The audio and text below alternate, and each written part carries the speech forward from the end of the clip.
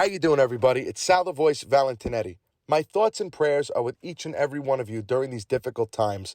But it is in these times where we must come together by staying apart, doing our part to prevent the spread of COVID-19.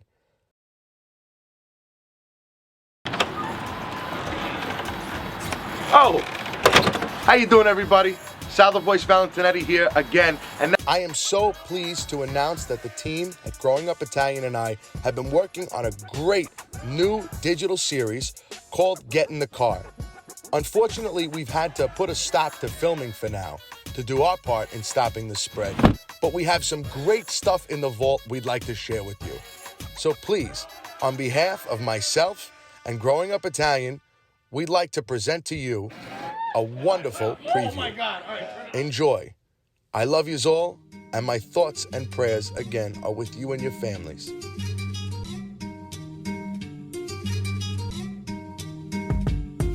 Go.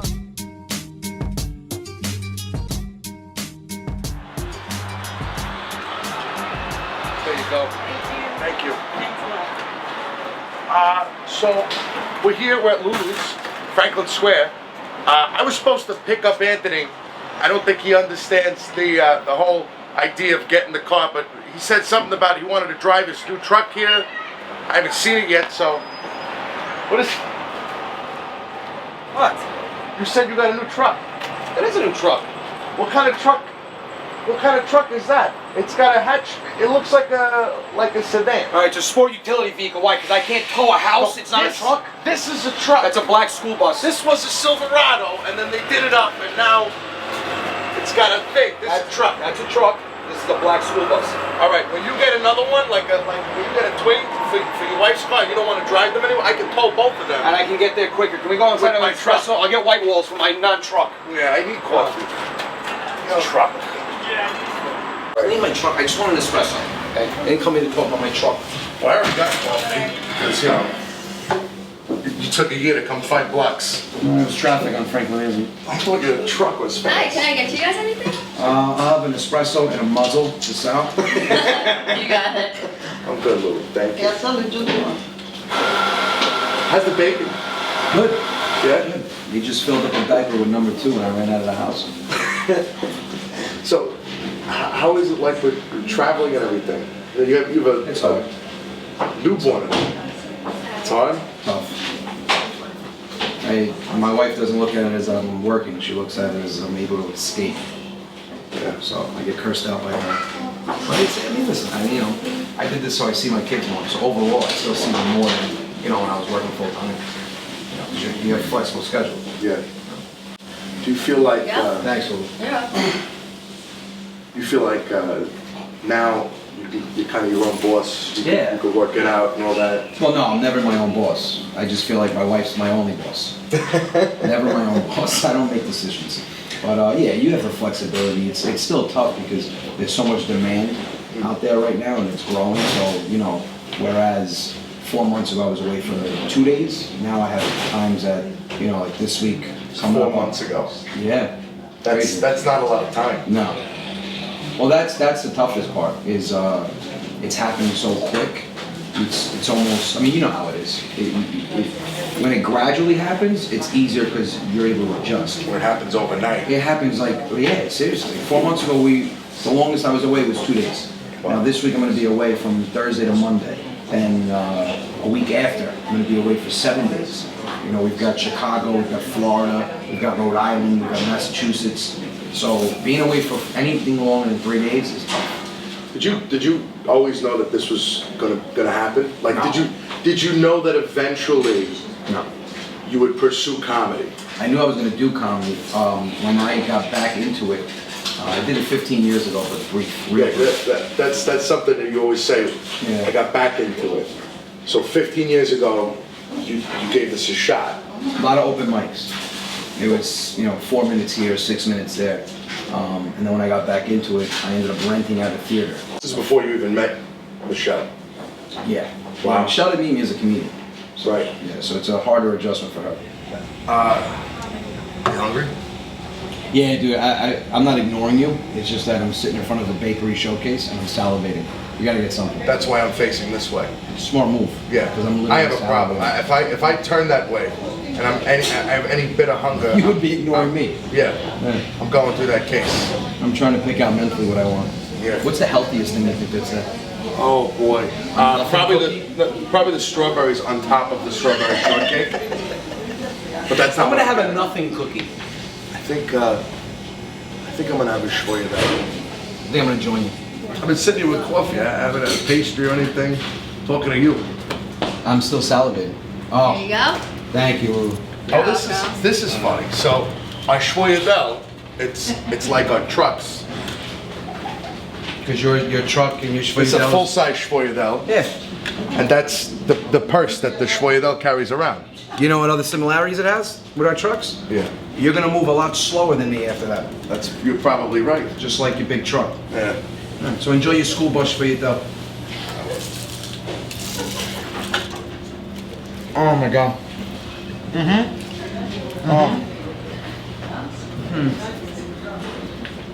It's the only time Italians are quiet. I picked the wrong day to wear black though. You look like Tony Montana in Scarface.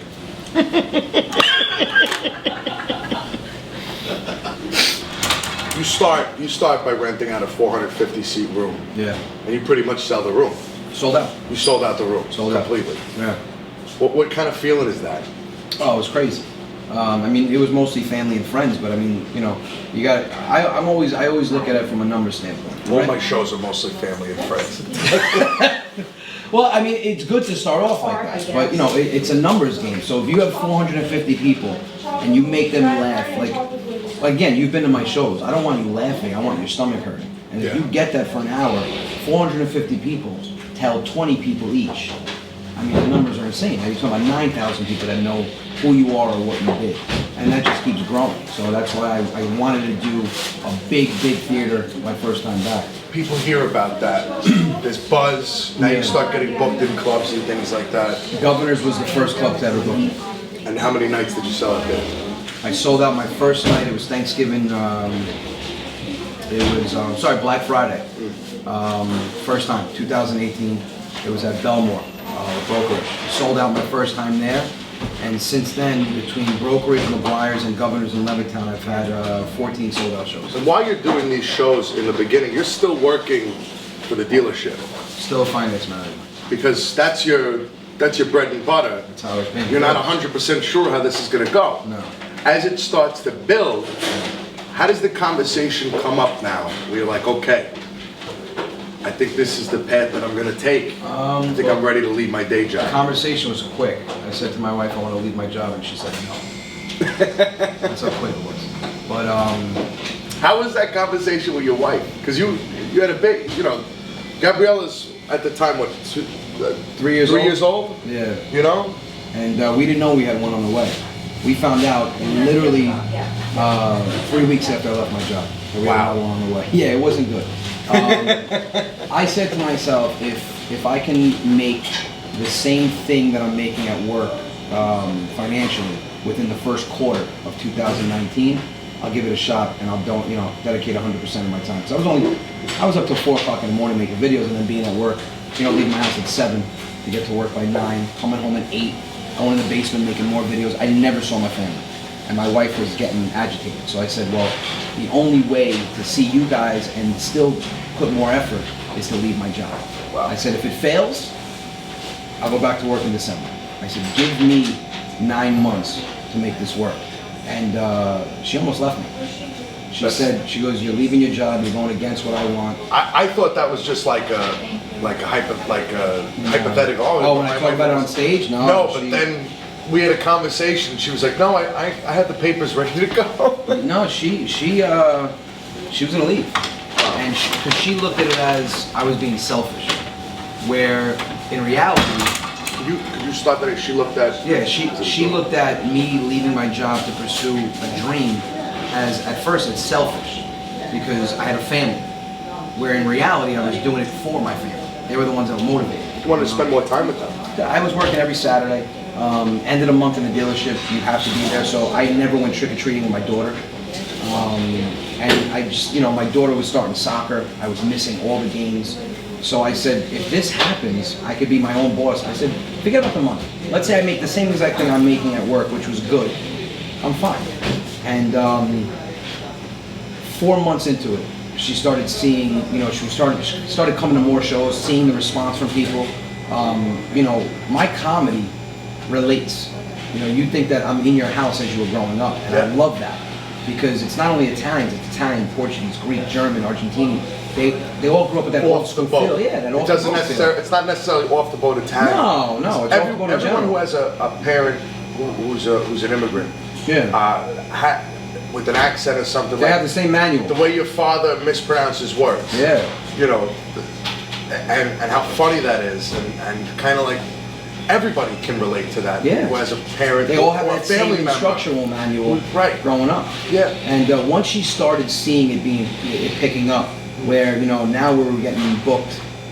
First it was 6 shows a month and 12 shows a month. Now March and April, I have 42 shows between 2 months. She started seeing it, and one night I came home from a show and she was upset, and I said, "What's the matter?" And she said, "I almost stopped you from doing this." And I could have consoled her and held her, and I laughed in her face. Because I've never proved her wrong. The whole time I told her it wasn't the right decision, but I laughed, and she was like, "You're a jerk," and I'm like, "Yeah, I am," and but you were wrong, and I just keep bringing that up. So you're all over now. Yeah. You are a runaway train with no sign of slowing down or stopping. No desire to. What is next now? What is the? Where do you take your characters? Like we said before, you're developing new ones. Where do you take your stand up, and then where do you take your podcast? Stand up, we're doing bigger venues. 6 months ago we were packing out 200 person places, and now I've got Foxwoods coming up, that's 1,300. I've got St. George Theater, that's 2,000. Wilbur Theater in Boston. The venues are getting bigger. The characters, we're aiming towards an animated series. Bringing them to the big screen and actually having like an animated adult cartoon. Yeah. The stand-up, I watch my stand-ups all the time. And I try to either deliver, like you said it in Florida, you came to see me. You said, even though I heard something before, you delivered it totally different. So I try to deliver it in a more relatable way. Like if you go watch comedy and somebody touches on something that you've personally experienced, there's nothing funnier than that. It's like, I equate it to this, like looking at a tree, right? It's got branches and everything, and it's got leaves. Right. And then you leave that tree for a year, you come back, and now it's the same tree, but it's completely different because that same tree has fruit, has flowers, has things like that. Right. You take a bit and you'll build it out. Yeah, it blossoms. Yeah, and it becomes something pretty much completely different. Yeah, well, everybody asks me, how do you try out new material? I do it at a sold-out show. Whereas most comedians will go to a smaller venue to try it out. Like Jerry Seinfeld would go to Caroline's. Right. Go on an off night, Yep. middle. I try out Sit new there with a material. pen and try out new material. I write it, and I deliver it at a sold-out crowd. And that, I think, speaks to the loyalty of your crowd. Yeah. You know what your people like. Yeah, and not only that, I mean, I've got such a good grasp on what's relatable, because now that, people relate to a lot of things I say, like comedians tell me, they're like, dude, that's comedic suicide. You're trying new material at a sold-out show where the expectations are so high. I'm like, but if you're a true comedian, why can't you do that? It's what better way to do it in front of a sold-out crowd? And then once that joke works or that story works, now I blossom into something that I might be able to end the show with. And my goal is I want an hour and a half of comedy of what they call closing jokes, closers. You get an hour and a half of closers where you get that belly laugh for a whole hour and a half. I mean, I haven't been to a show where you laugh for an hour and a half like that. No. Where your face hurts. Now, your podcast, Sorry for What? I love it because it's your opinion on things. I rant about certain topics. I basically say what everybody else is thinking. Yeah. And I'm not sorry for it, because you shouldn't be. Sorry for what? That's it. That's it. I love that you're completely inhibited when you're on there in a way that you don't do it with your videos. With your videos, it's Uncle Vinny's perspective, Correct. or Zia Lucia's perspective. Yeah. You know, with your comedy, it's more of you know, just stories about your life. Growing up, yeah. With your podcast, you can share your opinion on what's going on now. It's very. Give me chills. You actually pay attention to me, Sal. No, that's exactly what it is. You literally. I am a big fan of yours. And I'm a big fan of yours. I know we're friends, and I don't talk about it when we're hanging out. I'll be honest. I listen to your stuff in my truck by myself, and it just puts me into a tranquil state. But no, you hit it. I've never had anybody hit it right on the head like that. You nailed it. It's the videos is Uncle Vinny and Zia Lucia's perspective.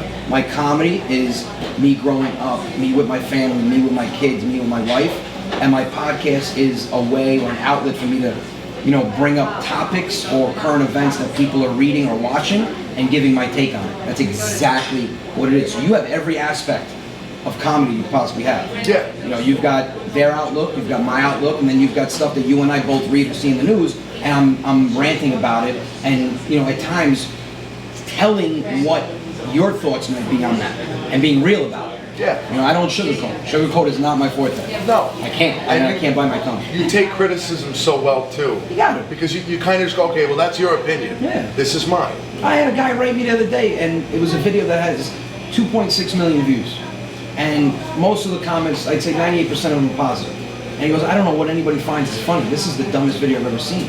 I said, well, I high-five you for honesty, my man. And he goes, well, actually, I saw 2 other of your videos. You're actually very talented. So it's like, are you saying that to get a response? Because I'm not going to hate on you if you don't find me funny. My wife doesn't laugh at anything. You told me a story about a guy who heckled you at a show. Worst move possible. Right. Worst move. Because you're from huge Italian family. We're from the same walk of life.